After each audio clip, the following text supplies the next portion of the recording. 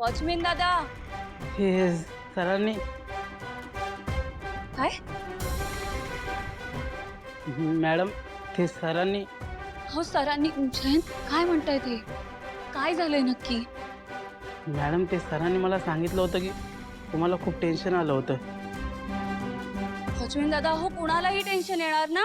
मलाच काय तुमच्या सरांना पण टेन्शन आलं होतं. तुम्हाला माहिती इथे काय काय घडलंय?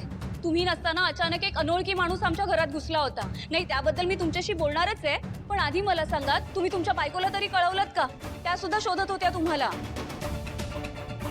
नाही कठीण आहे दादा. हो असं काय करता? निदान आपल्या माणसाला तरी सांगायचं. थांबा मीच करते कॉल. जानू काय करतेस तू?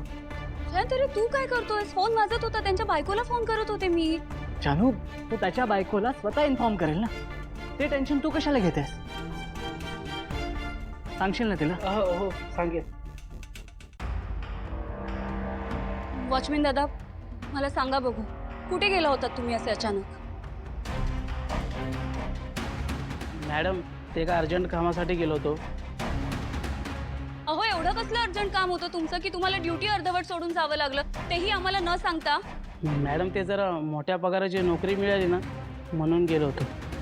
हो पण दादा तुम्ही. बघितलं जानू, हा आपली एवढी काळजी कधीच डिझर्व करत नव्हता. मोठी सॅलरी दिसली आणि पळून गेला. आपल्याला साधं इन्फॉर्म पण केलं नाही याने. दादा पुन्हा असं वागू नका. बरं तुम्ही बसा, मी चहा. नाही नाही चहा नको. तुम्ही जा आधी तुमच्या घरी जा. तुमची बायको केव्हापासून शोधतेय तुम्हाला. जा बघू.